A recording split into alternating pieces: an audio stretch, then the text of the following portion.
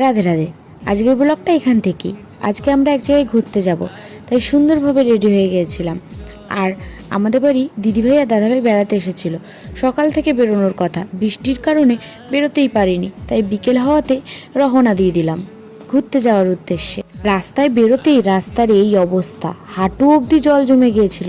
আরে না না, মজা করছি। তবে হ্যাঁ, জলের পরিমাণ কিন্তু ভালোই ছিল।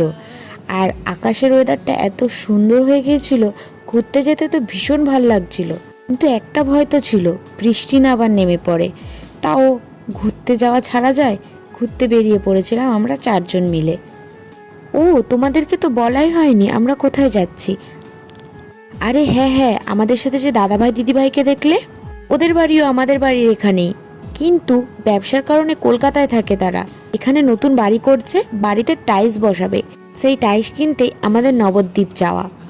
চলো, রাস্তায় যেতে যেতে আরো অনেক কথা হবে তোমাদের সাথে।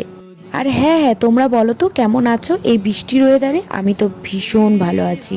ভালো থাকবোই না কেন, এই বৃষ্টির ওয়েদারে বাইকে করে ঘুরতে যাওয়ার মজাটাই তো আলাদা।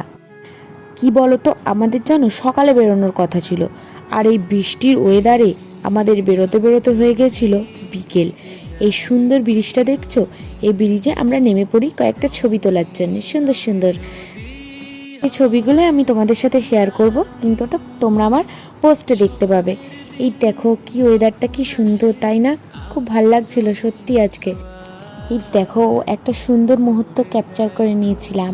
তারপরে আমরা বেরিয়ে গেলাম আমাদের মেন উদ্দেশ্যে, মানে যেখানে যাওয়ার জন্য আমরা বাড়ি থেকে বেরিয়েছি। আর তোমাদের সাথে কথা বলতে বলতে, গল্প করতে করতে আমরা সেখানেও পৌঁছে গিয়েছিলাম, টাইসের দোকানে। এটা পাল মার্বেলস। আমরা এখানে এসেছিলাম মার্বেল কিনতে। আর দেখতে পাচ্ছ তুলসী মন্দিরগুলো কি সুন্দর তাই না? আর হ্যাঁ হ্যাঁ, দেখো দেখো, তোমাদের কেমন গোল গোল ঘুরে দেখায়। এখানে একটা চেয়ার ছিল, চেয়ারটা গোল গোল ঘুরছিল, ওর মধ্যেই বসে একটু ভিডিও বানিয়ে নিচ্ছিলাম। তারপরে চলে গেছিলাম মার্বেল দেখতে। ওরা অনেক কিছুরই মার্বেল নিচ্ছিল, আমার ভাল লাগছিল না, তাই আমি এদিক ওদিকে ঘুরে বেড়াচ্ছিলাম আর তোমাদেরকে একটু দেখাচ্ছিলাম ঘুরে ঘুরে। এই দেখো কি সুন্দর একটা আয়না। আমার সব থেকে ভালো লেগেছিল এই জায়গাটা, তাই তোমাদের সাথে শেয়ার না করে থাকতেই পারলাম না। তারপরে আমরা চলে যাই নিচে, আর নিচে যাওয়াতেই এই দর্শন পাই। কি আর বলবো তোমাদেরকে। তারপরে হয়ে গেছিল সন্ধে, কিন্তু এখনো দেখা শেষ হয়নি ওদের।